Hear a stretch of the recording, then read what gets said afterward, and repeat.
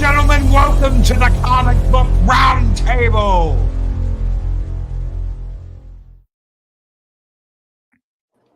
Greetings, one and all, and welcome to the Comic Book Roundtable.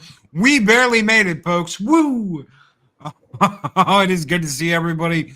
Good evening, everybody out there. Chris Persian, the Wrench of Wrenches, is here. Psychodorp 9 is here. Good evening, my friend. I'm glad you made it home okay with all those crazy truck drivers coming after you. Classic Comics is here, and he's in chat. Good evening, Classics. Bush McFadden is here. Pat S., what is up, my friend?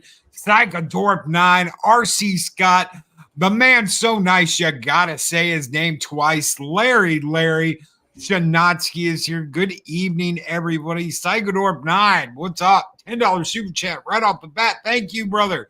He said yesterday was bagging up and repainting a building for a new customer. Today, 8 hours of part sandings. Got beer. I'm listening. Hell yeah, brother. Welcome. Thank you. Thank you so much. And let me welcome my co-host, Classic Comics. How are you doing, my friend? I'm doing well. Thanks for having me back once again. It's always good to be here. Thank you. 24/7 Fusion Media is here, ladies and gentlemen. How are you doing, brother? Man, I'm all right, man. I'm just happy to be here with y'all. Looking forward to kicking it with everybody and, and just enjoying my time here with you guys. So I'm pumped, ready to go. Oh, yeah. And of course, the man, the myth, the legend. He used to own a comic book shop, ladies and gentlemen. The one and only Clobberin Times. How are you doing, brother? Hey, buddy. What's happening? Good to see you. And our buddies Classic and 24. Good to see you guys. And great friends of the chat. Clobber on. Heck yeah. Good evening, everybody. And let me throw you out this Psychodorp 9 because I know you've been missing mornings. You probably missed this. This one is just for you, my friend. Skull!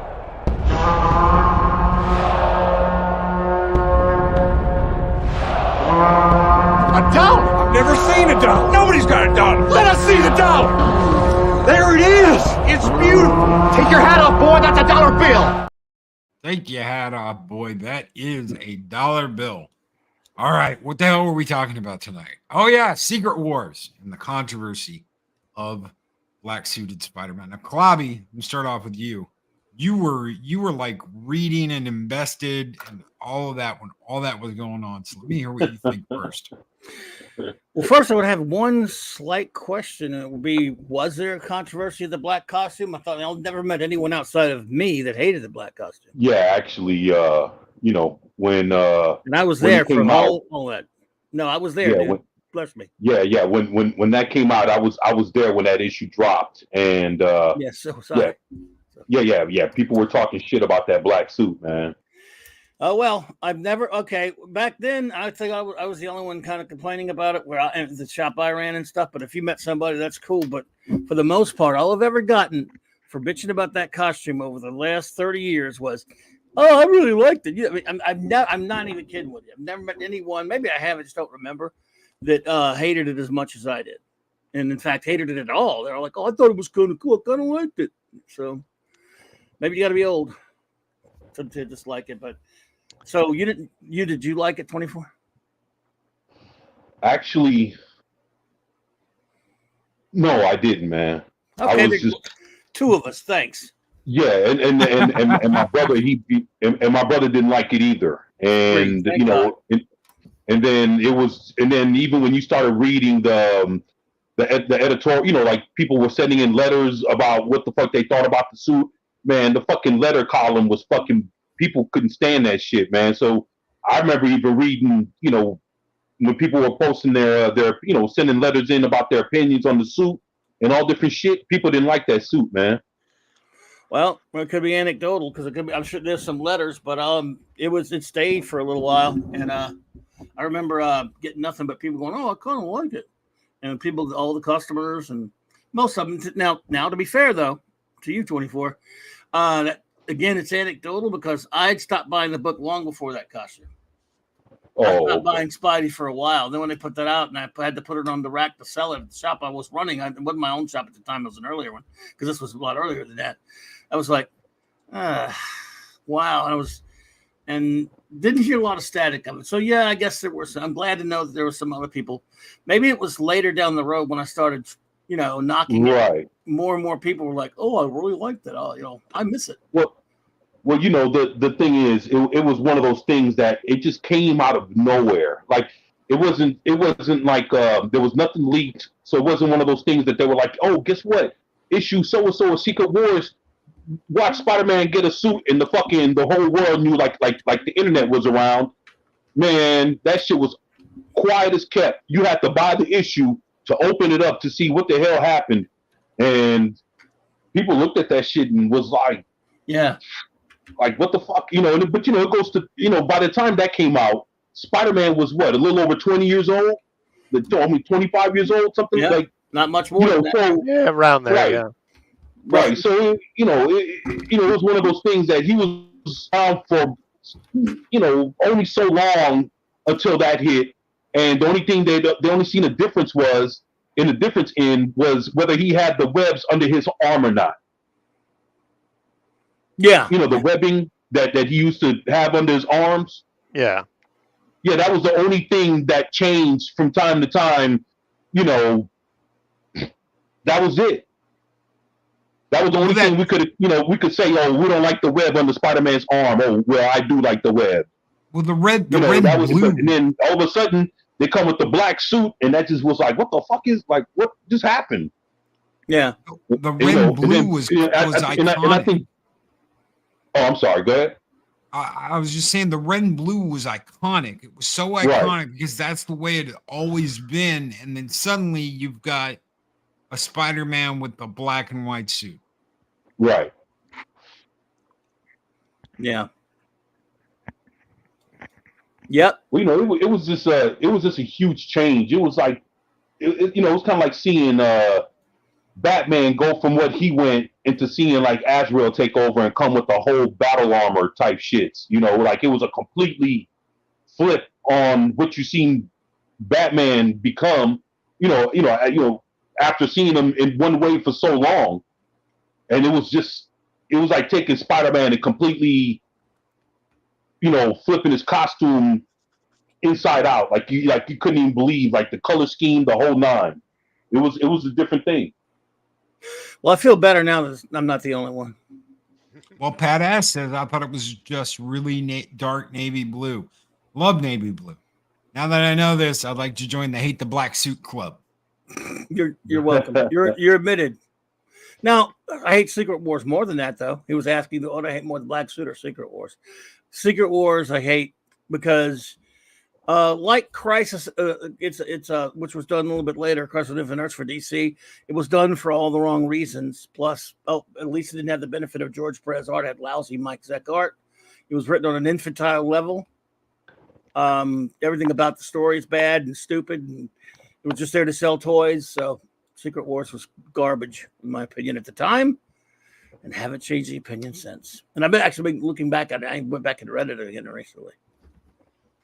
Fairly recently. Well, I enjoyed the series myself, but I do think that it was way overhyped, because and I guess that's inevitable, but there was all this hype leading into it about how this was, gonna change the Marvel universe forever and all this crap. And of course, none of that really happened. Really, Venom is the only lasting thing that came out of it. Yeah, again, that's another prejudice of mine. I can't stand Venom, so. Yeah, I was actually kind of excited by the change at first, because at that time it was really unusual for one of the big characters to get a significant change. That really had in their look. That hadn't really happened much. Right.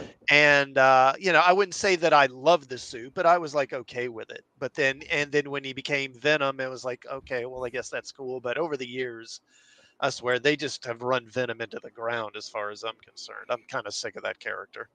Maybe my memory should shift more to I'm the only one who doesn't like Venom, because now maybe I can accept that I'm not the only one that didn't like the black costume, but I don't know if I've met too many people, at least people that are a little bit younger than me, that didn't like or at least love Venom, and I never could really care for him too much. Oh yeah, Yeah, I I never did I either. love Venom. Yeah, I mean, Yeah, I even met Sam De La Rosa.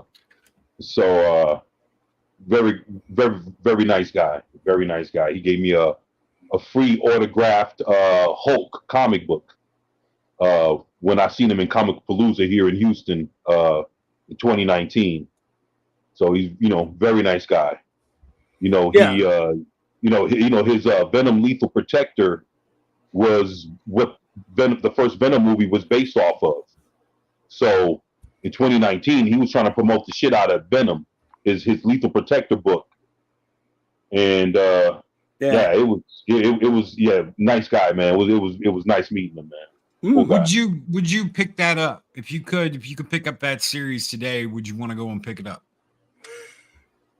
Which one? Lethal You talking about Protector. Secret Wars? No, Lethal Protector. Yeah, I would. Bobby? No. I used to own it. It was stolen. So One with those red glossy glowing covers. Cover for that first issue. You talking about that the old series, the first one he got? yeah. His first limited series, No, I right? passed on it when it came out.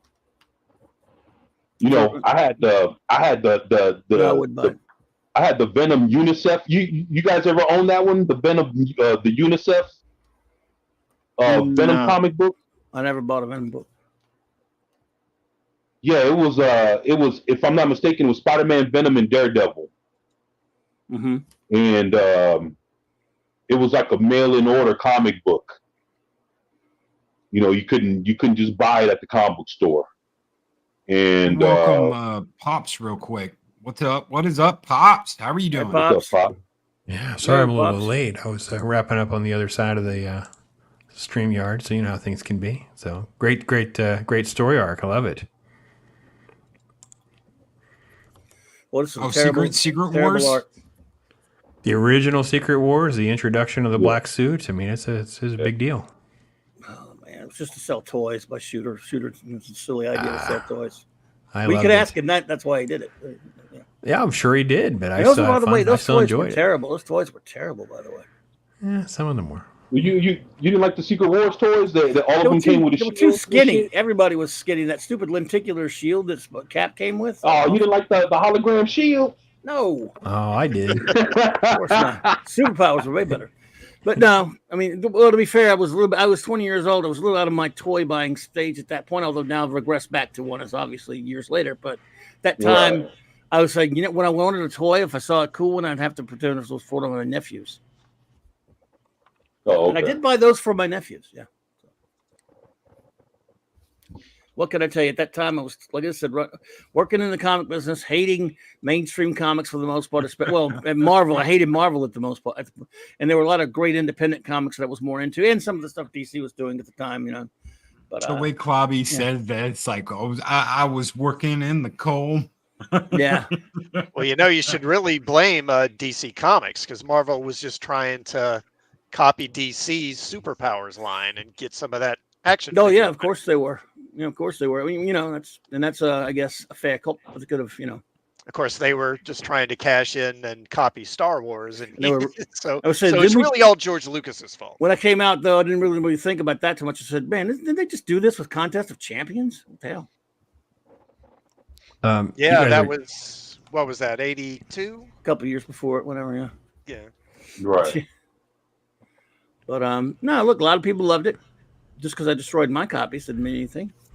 A lot of people, younger people love it. I mean, I made a lot of friends with people who are like 10 and 15 years younger than me later in life, and they have very lovely, fond memories of Secret Wars. And so I don't ever mean to trounce all over that. I'm just telling you the way I reacted to it at the time. When you're 20 years old and you read superhero comics all your life and you do love them, but you want the art form at the time. Again, something I wouldn't say now, but at the time I wanted to see different things and different types of, I wanted the art form to expand and grow. And I was just learning to read things like Judge Dredd and John Sable and Cerebus and all these other, Right. alternative comics and all these independent comics.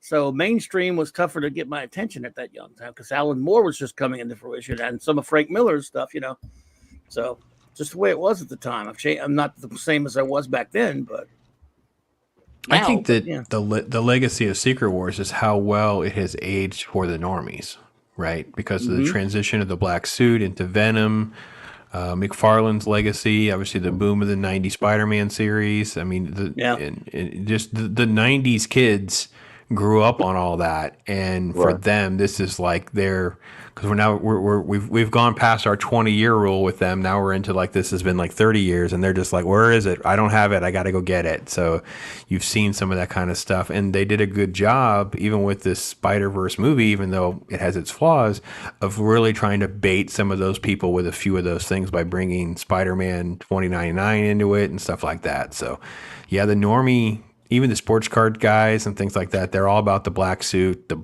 Venom tie-in, stuff like that. So, Right. and let's face it, Lethal Protector #1 and Spider-Man 99 #1 with that card stock cover. Those things are hard to find mint, man. Those things get dinged up with just casual reading. They'll get all creased up on you. So, yeah, good stuff. They do. I remember.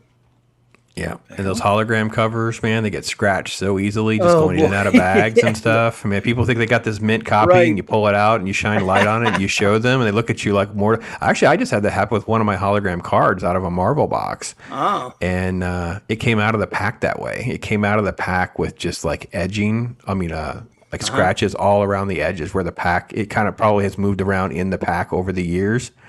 And yeah, it's. I mean, if I'm going to list it to sell it, probably like half the price, like $5 or something, because it's pretty. You can't tell unless you get up close to it with like a how you shine light on them and you can see the scratches, but from a naked eye far away you can't tell. But yeah, those hologram covers, man, they get pretty rough. So Speaking of cards, my good friend Jan up at the comic book shop that I go to gave me a call and said, because I asked her yesterday while I was up there, I said, do you have any comic book cards? She goes, let me look around.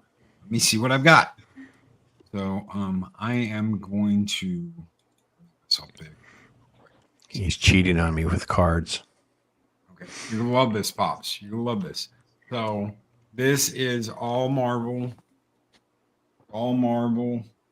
Yep, those are 1992 Marvel Masterpiece. Those are the Series 1 Marvel Masterpiece cards. So there's 2 sets of hologram cards in here. There's those this set, and then there's another set that's those are the Joe not the Jusko cards. Yep. That's Marvel Masterpiece Series 3. I love the Jusko ones. The Jusko ones are beautiful. Yep. And then DC. The DC cards. I was going to ask you if you had those because I had a couple sets of those too. Cosmic cards. That's a. Those are back. That's the Master Series cards. Those are 93s. And Those insert cards. I haven't had it. What? I was going to ask, did she have the insert cards for those? They're like 2-sided Spectra cards. Yes. Those are beautiful cards. You show those off. This is the entire 90s, 1994 90 card set Skybox Master Series. How'd she get all that? Somebody sold them? I got them in?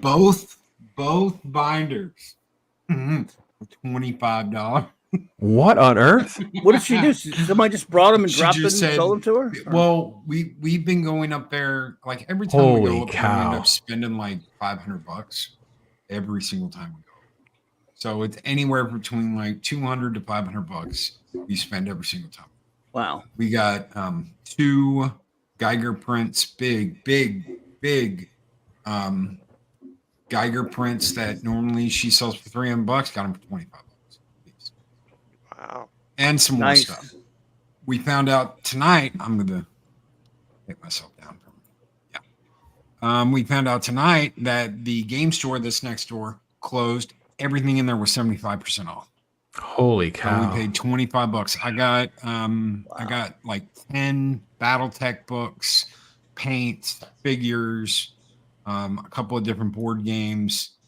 But the comic book shop portion is moving, and the game store just closed. They're just closing. He said, I had plenty of people coming in and playing, but nobody was buying it. He said, I bought the wrong stuff when we moved because they used to be in the toy section. I've also got some Star Trek ships in the car that I couldn't say no to because those were buy two get one for 23 cents. Wow. So I That's paid awesome. like $35 a piece for the Star Trek ships, and I got one for 23 cents. Man. So, but I had asked her. I just asked her. I said, "Look, you're if- moving. You're getting rid of everything. So let me know if you have any comic cards." And she said, "I'll see what I have in the back." And If you open that binder, but just the DC binder, not the Marvel stuff, the DC binder to those Spectra cards, that 93 Master Series, there's these Spectra cards, and there's like 5 of them. They're two-sided. And trust me, that reverse flash one will knock your socks off. It's so freaking cool. Those cards are worth more than $25. really, They are beautiful cards. I don't know what kind of condition yours are, but I'm telling you what, if she included those two-sided Spectra cards, holy crap, those are beautiful cards. You're gonna I love don't that. even know. Yeah. I don't even know if she knows what's in there because She probably just didn't want to move them. Just want to deal with it. sticker. Yeah, no one goes in. There's a sticker on one of them that said, "Oh, yeah, hold on." Because this is what she went off of. She goes, you buy one, I'll give you the other one for free. So hold on. $25. Yep. There's more of these in the book. There's more of these with prices in the book. Because the Marvel Masterpiece set is worth more than $25. The original, because that's a series 1 Masterpiece set. That's not a series. That's not that, because they become more common for a couple years, and then once you get to 96, no one was buying them. So if anyone ever runs across a 1996 Marvel Masterpiece, write that down. Any of those cards run $25, $40 a piece. The set is hundreds of dollars. The art is done by Julie Bell and Boris Vallejo. They are exceedingly rare, especially in good condition. Beautiful cards. I'm gonna go through these when I Yeah, we have to do a private. I have to do a private stream. Just go through your freaking binders, man. That's incredible. Sorry, I derailed the entire conversation with cards because I'm such a card nerd. No, that's fine. Oh, that's absolutely fine. But yeah, like when you get to the hologram cards, it's got more of those little things. And then when you get to the superhero cards, the other 92 set, it's got pricing on. So I don't think she took a long look at any of this. I think she opened the binder and it said $25, and she said, "Buy this one, I'll give you the other one." So they probably had it priced for each set, maybe, and she just saw one sticker and you just got it. So. We got to get your holograms. We'll have to get your holograms out of there because you can't keep your holograms in there in a binder. It'll just ruin them. I'll have to get them. I have no idea what the hell. This is Valiant. Oh yeah, Valiant. That's Shooter's company. I had all those. I loved Valiant at that time. Yeah, they went bonkers for a while, but those aren't. They didn't hold value as much. No. But I've always been a fan. For a while there, they were the best superhero stuff out there for a few years. They were some good read. She said, "If you're going to take those, just take the other ones." So I was like, "Okay." I have those. Look at that cover. And that 252. I've got that. Yep. So I've got that one. And I've got the one after that. I don't have the one before that though. Good old Ron Friends. He was a good artist. He is still a good artist, actually. But yeah, that's his return where he comes back. Yeah. And he realizes my keys. Where's my shit? Oh, the webbing dissolved or whatever. Where's my stuff? And he's like, "Oh, at least my wallet's still here." And the suit opens up and is like, "Here, just put it in here. I'll hold on to your wallet for you." And it closes when he puts the wallet in. And I was like, that is trippy. Yeah. You must have been youngster back then, huh? I was. I thought that was the coolest thing. It holds his keys and wallet. I thought that was the coolest suit ever. I thought that was the coolest superhero suit ever. And there you get to look at it like an older Peter Parker. Yeah. I got to say, it was pretty cool when they first came back because, of course, they all disappeared into that, I don't know what you'd call it, arena or obelisk that appeared in Central Park. And then we got the first issue of Secret Wars. And then the next month the heroes came back, but we didn't know what happened to him. We didn't know how he got the costume. We didn't know how She-Hulk came to be with the Fantastic Four. We didn't know how Iron Man's armor had been altered. And, and learning that I thought was that was kind of part of the excitement of the series. Yes, indeed. Your friendly neighborhood Spider-Man. Piece of cards And and I comics. thought that suit, I was like, they're never going to use the other suit again. That's going to be a suit forever. Yeah, that's what I thought too. Did you guys like the way that McFarlane drew it and transitioned into Venom, and the way David Michelini kind of like made it into like bringing out the evil and all of that? Did you like how all that transitioned? I love McFarlane's run of the black suit. I absolutely love it. I loved how he brought Venom in. I thought that was absolutely dope. But I was getting older then too. Yeah. Yeah. So, but this was the first one I read where he has the black suit. I just thought that, man, I was like, dude, this is the way. Well, you got good 4 years of consistent black suit, so I did like the Craven the Hunter crossover story they did, and that was the black suit, but still was a good story. Yeah, the Web of Spider-Man had some good stuff for sure. It was called basically, I think they compiled it as The Hunt or whatever. Yeah, it was Craven's last hunt. Last Hunt. What's that? That's Web of Spider-Man? Well, it crossed over with all of them, but it started, I think, in Web. Yeah. I think it started with Web of Spider-Man. Most of Web of Spider-Man was black suit forever. But yeah, it crossed over all three titles. It's a 6-part story. Yeah, I got 2 issue number ones of Web of Spider-Man, and I got one of them autographed by Stan Lee. So, it took me a little while. I remember it taking me a little while to figure out what the hell was going on with McFarlane's run, his 90s run that started out with the Lizard. Yeah. And you're not supposed to know. Holy shit, this is like Craven's witch doctor girlfriend. Yeah, Calypso. Yeah, that's a messed up twist, isn't it? I know Clobby does. What? I didn't say anything. I'm in trouble no matter what I say. No, I like some of that stuff. When I reread it didn't hold up. Hated what? I hate Venom. Yeah, I thought you were talking about the Craven stuff. The McFarlane. Oh yeah, I don't like that. I don't like that. Now, I did read some because I like Dave Michelini, and some of them was well done. Yeah, that's a different run. The David Michelini run's different than. If you're talking about that Calypso stuff, whatever McFarlane, no. Yeah, it didn't age as well for me, Clobby, as I thought it would. I still enjoyed it, but it wasn't as good as I had remembered experiencing it.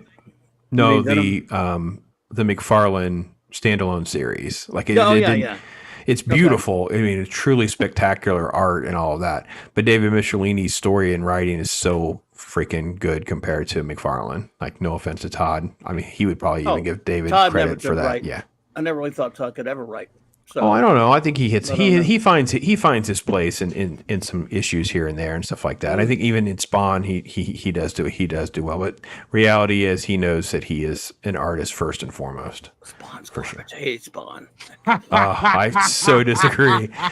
Spawn is so much better now than it has ever been. I think Spawn now is better than ever because he's sort of like he has allowed other people to kind of take his voice and make other characters and create a little universe for it all to make sense in. I can't speak to. I can't speak to. I believe you because I never read the comic, but after the early ones.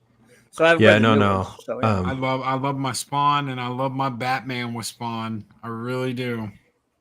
I love that. I like Batman one of the Spawn Batman and crossover. Spawns. The other Batman and Spawn I didn't care for much. The war thing, the Miller I know one. What you're talking about. The Miller one is Miller lost his mind, so he's that's not the one that's a good one. Yeah. That's the nutty one. He's just, but that was Miller being Miller. Like he was trying. I don't know. It's fine. I mean, I can't hate on the guy that kind of got me here, but no, Spawn's better now than it has ever been, and I really wish I only have hope that they will continue to keep doing good things because it's a fun book to read. Yes, and Pat S says Clobby is not a snob. He's a purist. I'm just an a-hole. What about? Nah, it's okay. You got to like what you Fine. like. This is the fun of being nerds. We can all debate what we like and don't like. I even hate what I like, so don't worry. Maybe we'll say, you like that, it sucks. I go, yeah, you're right, it does suck. Holy shit, why do I like that? I don't know. Say, Clobby, what did you think about that picture that of the Thing with the Venom costume? The Thing with the Venom costume. Oh yeah, I saw that stupid thing. Yeah, in the chat thing, in our DM thingy. Yes. Okay. So we were at me and 24. Yeah, I saw that. We're at Bedrock City. Yeah, Bedrock City. 24 was like, Loki, come here. Take I'm a picture. Like, what's going on, dude? He goes, take a picture of that for Clobberin. So is that new? Is that the what if? Is that the what if cover? Yeah. That's a new what if that's sitting on the racks right now. Yeah, I've seen that one. It's crazy looking. Well, my only real objection to it is daring to use this monster title, the classic greatest thing story ever. What jackass wrote the story? Well, I don't know. Modern Marvel misusing that title. That's the only problem I have with it. They can, Well, that's. It's written by Stephanie Phillips. You're definitely gonna hate it. Oh, yay! Not that I know that. I was pretending. I don't know who it is. I'm just being silly. She may be the fine writer. I don't know. I'm just a lot of these times I'm just goofing on stuff and I don't really mean it. They are not. Don't pull your Spider-Man one, Clobby, because I'm gonna add it back. I'm just that way everybody can see this. Well, that's not even the best. Keep going. If you can show some of the inside of it, it gets absurd. And trust me, these what if books are absolutely. I did one on the Moon Knight one, and it is such a bait and switch, gender swap contrived story. I said, this is something Disney Plus will adapt. Like, you mark my words, at some point they will make this into a story. This is I would assume if I read that what if thing, Venom, they would be the same thing, because they're just all like that. The image of Thing covered in. I can't get this stupid bar to go away. I can share my page if you guys want to tolerate the freaking bar, but it's so absurd. Here, I'll pull it up. Loki can decide how to share. That's a current ongoing series. This is crazy. Oh, that is ugly. That is what ass ugly. Isn't it ridiculous? It's so insanely bad. They've done so much. What did you do, Ben? What did you do, Ben? They've done so much horrible crap to the FF. You really think they can shock me anymore? Oh my God, Stephanie, you did such good work here, Stephanie. I can't believe such a great story, Stephanie. Oh my God. I bet she has every issue. It's Venom in time. Venom. That's just right in line with what they do now. They're always doing these mashups. Everyone gets to be Thor for a minute. Right. Everyone gets to be a Hulk for a minute. Everyone gets to be Venom or get the Phoenix Force. For a storyline. It's just freaking Miles Morales was Wolverine. When the hell did that happen? How many How many what if titles did they freaking have? They had a million. They just do these things. Yeah. I saw the Thor where Miles Morales was Thor. Yes. Yeah. If I could reboot the Marvel universe, like if I was in charge of Marvel Comics tomorrow, let me see what you guys think. I would actually just start with next month. There'll be one comic book, and it just comes out, and it's a self-insert of me waking up and realizing that I've been in this multiverse universe where all this crap was an actual nightmare, and pull like the Bob Newhart on them, and then reboot the whole freaking thing. You're hired. Is it true Clobby likes the black costume more than Wesley Crusher? Mark D with C. Yes, it's true. Wow. Yeah. I've softened of it over the years. It's like I don't really and it was never as annoying as Wesley Crusher because I just wasn't buying the title at the time. I just didn't like it. Just don't think it's very good.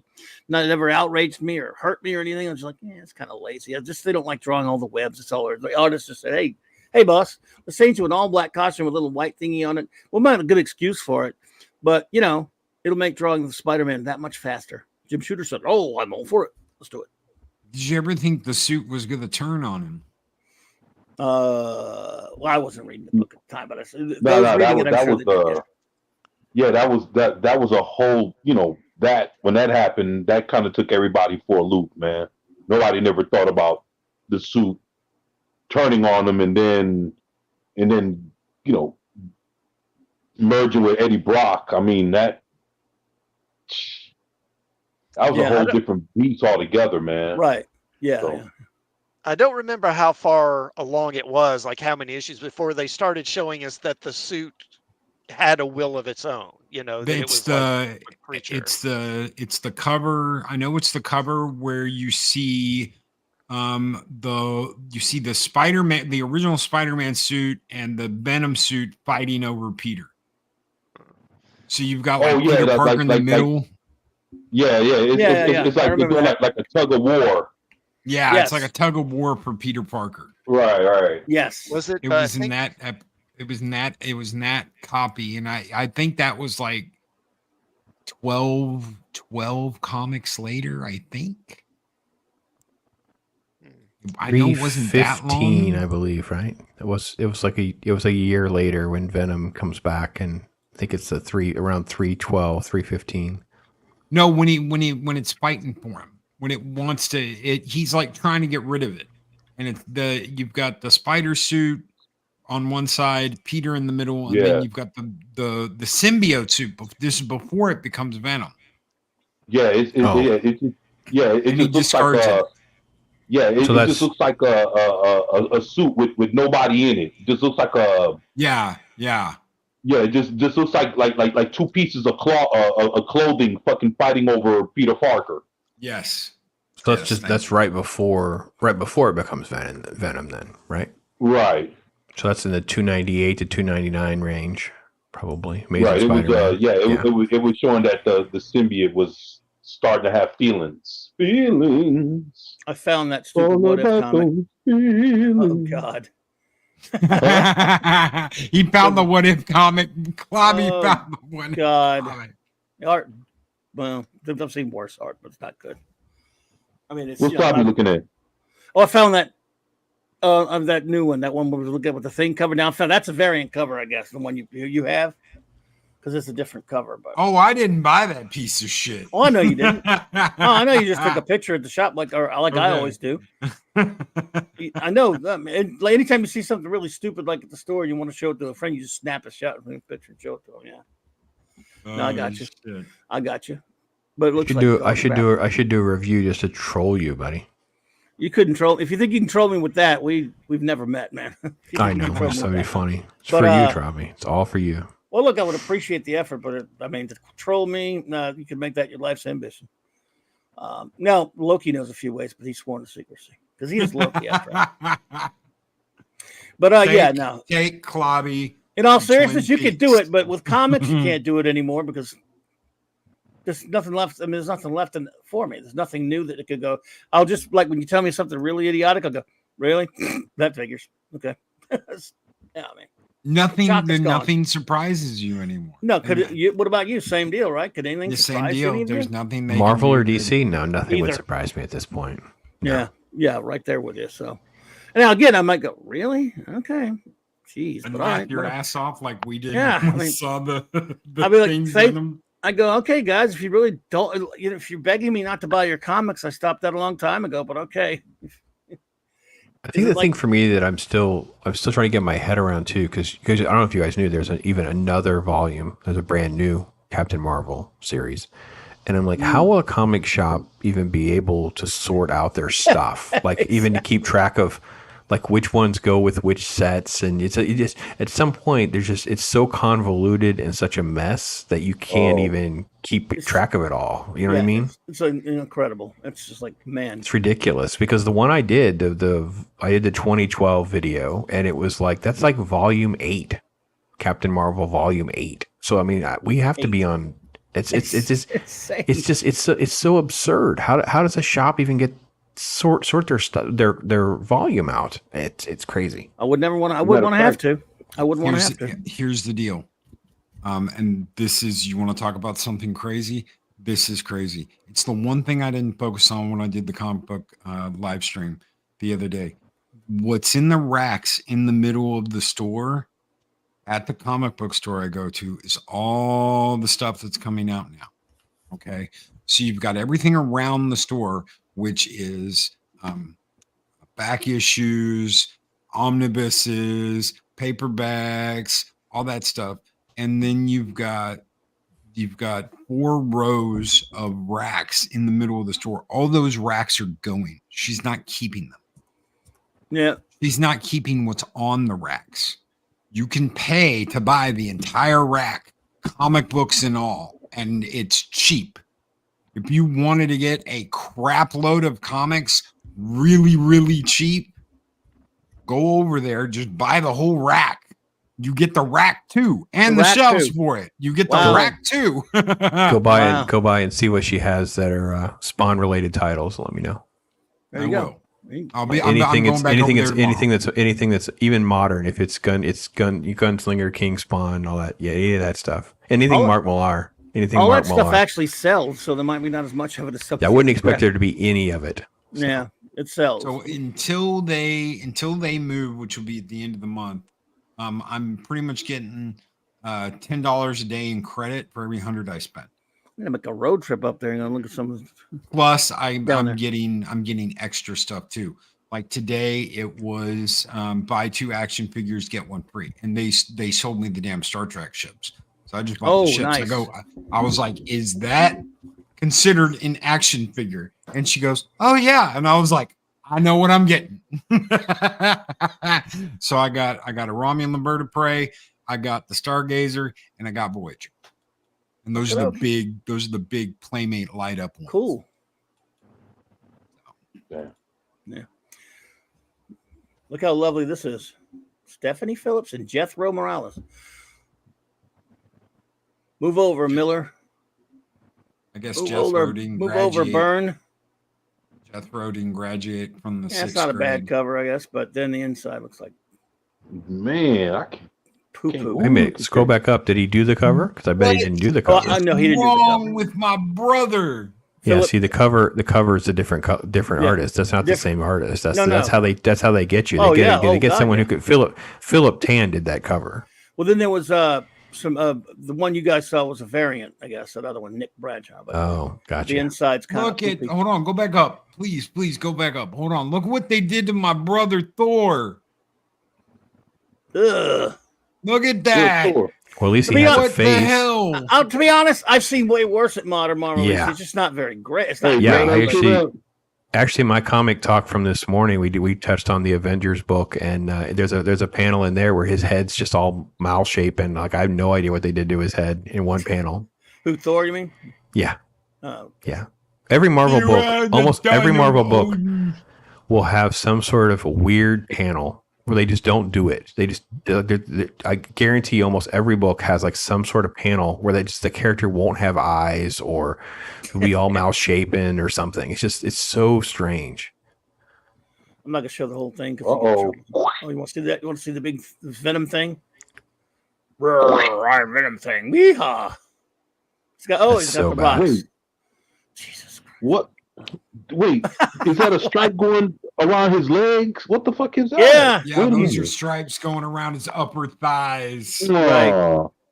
Right. So that's wait. So that's supposed to be where his shorts start. Yeah. Yeah. That's why. Again, I don't know about the story, but again, I don't like this. But I got to admit, I've seen a lot worse shit. Well, there's been worse art than this. I will say that at least. Yeah, the art. I mean, yeah. Oh damn! They got him fighting the lizard. Oh, I hate that stupid. Wait a minute, costume. This costume sucks. Hold on, is that Carnage? Did he meld with Carnage? All right, scroll back up a second. Yeah. Keep going. A little bit more right here. What is happening? I don't know. I can read it. If you want, I'll read it later and find out. But, Is that Ben? That's Ben in human form. I don't think so. No, it's not Ben. Who the hell is Ben that? Darker. Oh yeah, That's somebody Ben else. Darker. Jesus Christ, I can't draw. Look Ben in the Grimm mirror. Hold on, go back down. Clubby, look. Down? He's doing the Ben Darker thing in the mirror. Oh my He's God, doing the Peter Darker thing in the mirror. He does not look like Ben. That sucks. I hate it now. All right. Oh my screw this. God, he's doing the Whoa. Peter Darker thing in the mirror. God, what is with this outfit right here? That's disgusting. Look at it. What the man? He has a onesie, huh? What? Yeah, I hate that It's one. like a leotard. The thing Yeah. isn't a leotard, man. Emphasis on the word It's tard. Venom time. Screw this crap. Well, it was just a He's what-if got story, but booties. so Dr. Connors in his lizard form is going to help him do something stupid. Okay. Yeah. Whatever. Who cares? I just thought I'd flip through it for the fun of it. There you go. Oh, God. Now we got lizard venom. Never saw that.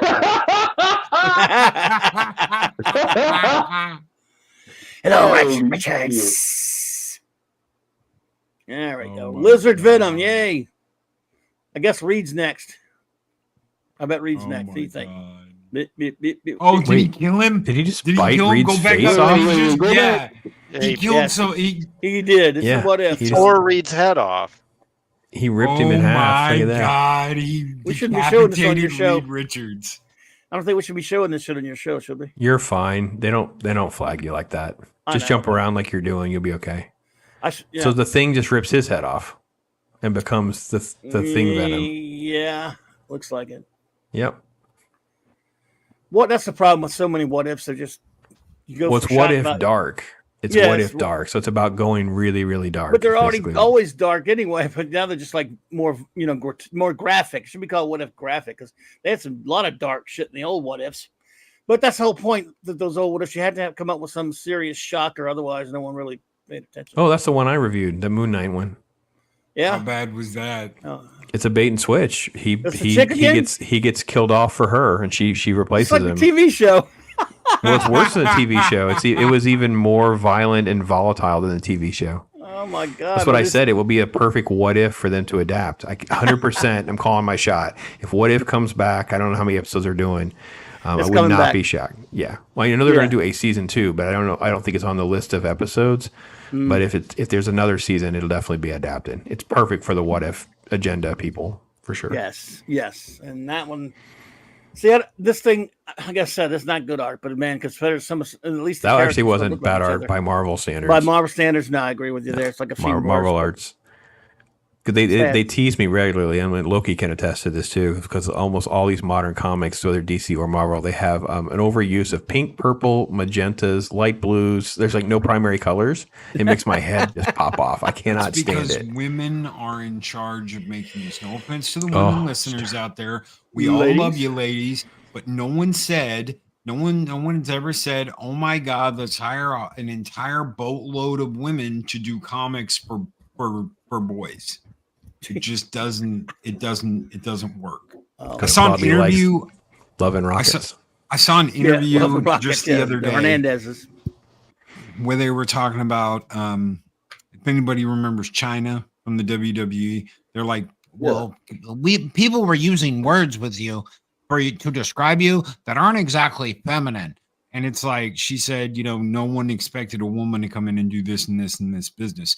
She's the only one who's really done that. Everybody else is kind of like girly girls. She's the only one who was in is like, I'll go pound to pound with the men any effing day of the week. Every once in a while, you will get a extremely talented woman that comes in and shakes shit up and is like, you know what, I'm going to draw and I'm going to do this just as good as the boys do. But when you have an entire panel of these rule by committee people that draw and go with these stories by committee. Anybody remember Princess Leia? I am not a committee. Yes, you are. Shut up. Stay in the back. Men are going to go off and do the business. Well, when it comes to comic artists, and some of you people, Pops and you guys who are more familiar with the new people can enlighten me, but when it comes to female comic artists, and Ramona Fredden is one of the ones. There are a couple of other ones. Marie Severin was wonderful. I mean, they have I don't think Trina Robbins was all that good personally, but Amanda Connor. There've been a few, but really, I can't think of I'm probably just drawing a blank, but there haven't been that many throughout the course of comics history. I'm sure there's some now. that Other than Marie Severin, I can't think of anybody that I was really a female that I was really a fan of their art. A story like a writer, that's fine because there were a lot. I mean, obviously, I've talked about Ann Nesenti and Joe Duffy regularly, and they were writing stuff that I was reading regularly as writers, but not as artists. Yeah, Marie Severin, Rona Frade, would have been around a long time. At least still with us, by the way. She's got a long lifespan, but same deal. I mean, there were Amanda Connors. She's pretty good. Doreen. Well, Wendy Peeney, Doreen, Colleen Duran. I mean, there have been a few for certain, but I'm just saying, not by comparison. And now maybe there's some that do art people like. I don't know. So. Ramona Fraden's another one. You didn't hear me name her twice? Oh, did I? Yeah, oh, did you? I'm sorry. She's awesome. Ramona. She's still with us too. Still with us. Yep. In her 90s. Actually, Ramona has her own art store that you can go and actually buy like Wonder Woman drawn, pictures from her and stuff, and autographed and everything. And Aquaman and things like that. Yeah. She drew the Super Friend comics for a while, and it's in classic, man. So but Marie Severin, I'm with you there, Pop. Marie Severin has got to be the greatest of them for me. For me, it would be. She'd be the one that comes to mind, and Ann Nesenti would be the most influential female writer for me because she did that Daredevil run after Miller, and that was what I was really into at the time. So. Joe Duffy, like you mentioned, Louise Simonson was. Yeah, Louise, of course, I think probably has a better resume, but as far as personally impactful, because I was, big into Batman and Catwoman was a huge thing and stuff like that. So, yeah. Yep. Giving the ladies their due to comics. So I guess we can just assume the Clobby's not going to run out and grab a copy of White Widow or the new Spider-Boy. I don't know. I'm on the fence, man. So cringy bad. It's insane. I'm on the fence there. If you can talk me out of it, I won't do it. But I mean, you could always buy the new Pip the Troll comic book. I could, I guess. Was it like $5, $8 or something? Or like everything else?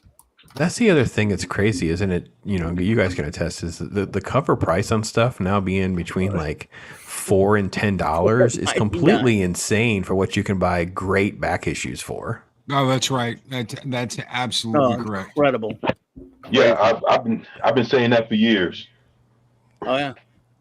And it's a buyer's market right now with the economy like this, and in addition to Loki's story about a store going out of business or relocating or whatever, but just the market is so soft right now on buying. Now's your time to, find stuff that you're looking for and, make your offers and go on the treasure hunts, man. It's incredible. Yeah, certainly. It's crazy. I'm not sure if you guys caught on to this, but DC has just released their Golden Age comic books. Now, like if you go into the comic book store right now, you will find Alan Scott Green Lantern #1, his first appearance. Actually, it's Sensation Comics, All American. All American Comics #16, and they got All Stars Comics #1 this week. And with the JSA, right, and then they have Wonder Woman. They have with Wonder Woman, right, and so basically it's like they're putting out facsimiles of all the JSA. I wonder if like Hawkman's coming next. They're gonna do, Sandman, but it's just crazy how they've just gotten those out so far, and they're going for $6.99 each. The comic shops are asking for that 24. I actually heard somebody doing a video, and they were asking for that. And it was on the Marvel side that it was being brought up, and the store sold out of them. And I forget which one it was. I want to say it's one of the X titles, and it was they wanted the facsimiles, and was it a Dark Phoenix Saga one maybe or something? Anyway, they sold out of the facsimiles in that store. Yeah, they did. They've got a couple of them that just came out this week. They did that Wonder Woman #1, All Star #3. They've got All American Comics came out last week with real Alan Scott Green Lantern and X-Men number 129. And that's $3.99 cover. Now the Alan Scott one had a $6.99 cover. And the irony is, for that price, you start to get. I mean, literally, if you just spend like $15, you probably can find one of the used, already made omnibuses or something like that used, and get a whole lot more value for your dollar.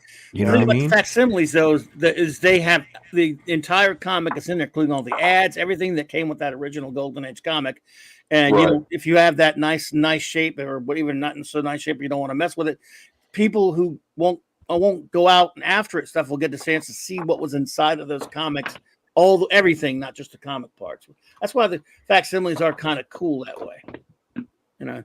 And they, by the way, they sell because they're better comics than trash today. Remember Dan Didio got pissed off a couple of years ago when all those reprint books like the True Believers, the DC Dollar comics, and the facsimiles were selling better than the crappy new comics. Yeah, that's true. I remember that. Yeah.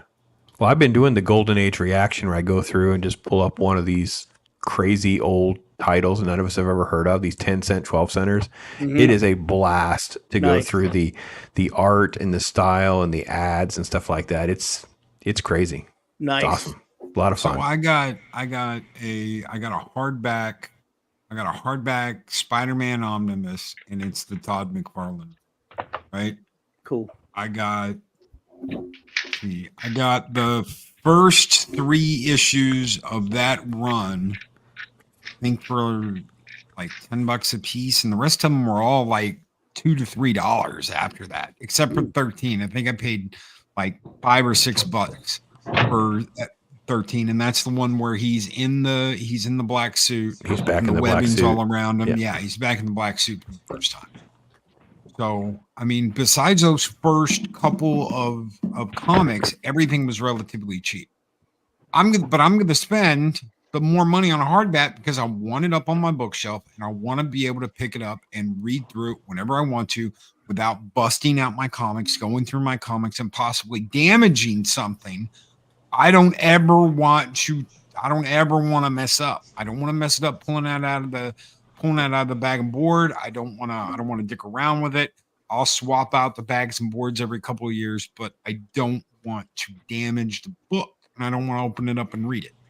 I agree. I've always encouraged folks to want to, especially if they've never read before. And actually, economically, you can get, like, especially the paperbacks, not the hardcovers like you're saying, but you can get trade paperbacks.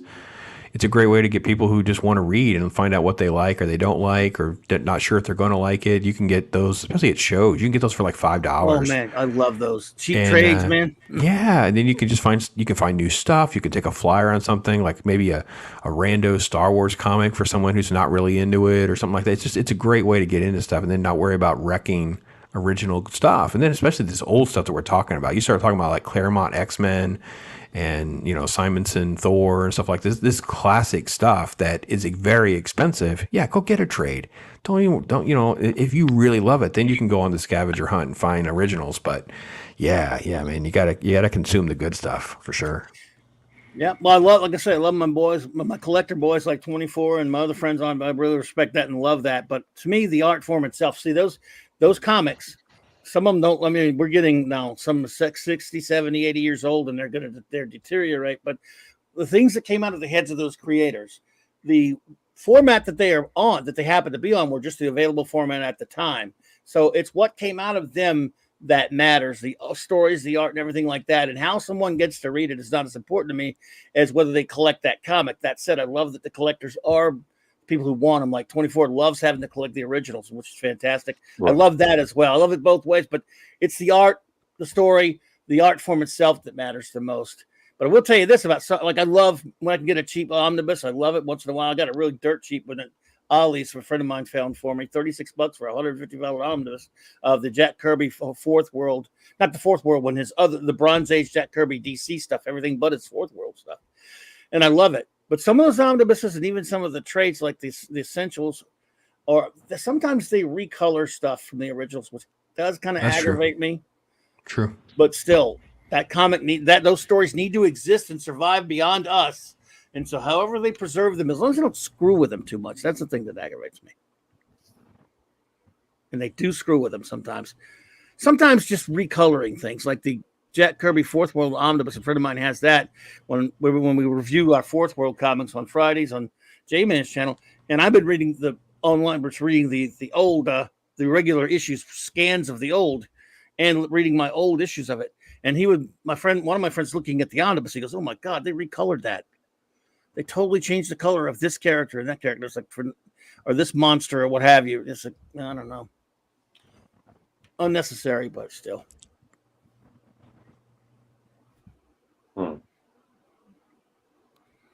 Yeah, Well, they I do have read to- stuff. Yeah. we do actually read things, ladies and gentlemen. What happened? Oh. My first Marvel Masterworks that I had was actually the 5th of the FF Marvel Masterworks when it came to the coming of Galactus. They painted sleeves and legs on him. Or they colored him. Yeah, and as you know, in the original issues of FF 48 and 9 and 49 and 50, Galactus in his first appearance had, well, it was hot in New York that time. He had shorts and, He had shorts on and shorts no sleeves, man. No sleeves. And they went and colored it and they recolored it and colored over that. So, man, I was so pissed off when I first got that because it's a beautiful Masterworks, but don't do Well, that. guys, we're gonna take off. Thank you so much for being here, Pops. I know you got to leave. You got to leave super quick. So please tell everybody what you got coming down the pipe, and thank you for being here. At Pops, just come check it out. Movie reviews and commentary. I have Paulie on this week for What's Your Story. We're going to talk about the new Indiegogo he's got going on as we're getting close to the finish line with that. So that's super exciting. And yeah, just some great stuff. I'm blessed to just be able to talk nerd stuff with folks like you guys. So thanks for having me on. Thank you for being Be here, cool, brother. Pops. Be safe, brother. Classic. What do you been up to? Okay. My last video I did about the Ghost Machine imprint over at Image. A lot of DC creators, particularly Jeff Johns, have jumped shipped over to Image to create a new imprint. And I just talked about that and about the comics they've got coming out and if that's going to lead to anything significant as far as is it going to make an impact on the industry or anything like that. And my next video, there's a guy's named Phil Boyle, who's the proprietor of Coliseum Comics in Florida, and he's put out an article where he basically warns DC and Marvel that they've got to take drastic action or the comic industry is probably going to be dead within 2 years. And I'll hopefully have that video out tomorrow. Classic. Isn't his shop in Orlando? He has multiple shops, but yes. I've been to the one in Orlando. I'm going there in a few weeks. I'm going to go to the shop. Still there, right? Yeah. Cool. And of course, I'll also probably review the Marvels this weekend. When a comic book shop owner tells you they are getting rid of the racks, and you're like, that's crazy. Where are you going to put the new books? And she just kind of shrugs and puts her hands up. She goes, I don't know if I'm going to have any new. And you're just like, wow. So a comic book shop that has mainly back issues. Everything's fine, though. Yeah, it's good. No, they're selling like she hotcakes. wouldn't tell you that. She wouldn't tell you that. Industry's never been better. Selling like hotcakes, dude. I'm telling you. Oh. Lord Pa says 2 years is optimistic. 24/7, brother. What do you got? What do you got coming up? What have you been up to? Let everybody know. And actually, man, I just been working, man. Just working, trying to get myself ready to move next month because I got to be out of here before Christmas. So just working on that and just getting some ideas for some new videos. I've been seeing some things going on, and it's actually just time to jump back in, man. So just trying to figure it out. But you guys will see me back pretty soon, and I'm looking forward to it. So that's all I got going on for now. All right, brother. It's good to have you here today. Thank you, man. It's great to be here. We appreciate it. Clobberin Times, my good friend Clobberin Times. Hey, I like the way you say that, buddy. Yeah, well, let's see. It's Doctor Who month on Clobberin Times. Tonight, I will have as I will every Wednesday this month, Doctor Who special on my Wildcard Wednesday night. We're talking about, I think I'm going to count down the top rank, from worst to first, the outro episodes of Doctor each last Doctor's last episode. And other things, Doctor Who related, of course. Then tomorrow night, the Clubhouse with Raquel and Mark, of course. And then Saturday night, Star Trek. On, oddly enough, Saturday night, 9 p.m. Central for all those shows. And, of course, much more. Mark C., great Mark D with a C, I should say. on Sunday Night Geekery on his channel, Sunday night at 10 Eastern. So thanks for having me, buddy. Thank you for being here. Saturday night Star Yeah, Trek with the Clobberin. Thank you, my friend. That is an amazing me you just did. Yeah. Guys, thank you for being here. Everybody, Pat S., Larry, Chris Persia, Lord Thoth. Guys, thank you so much for hanging out with us. Gwagnar. Everybody, guys, take care. Be excellent to each other. Always speak friend enter. We'll guys see you on the next comic book roundtable. Have a great night, everybody. Night, everybody.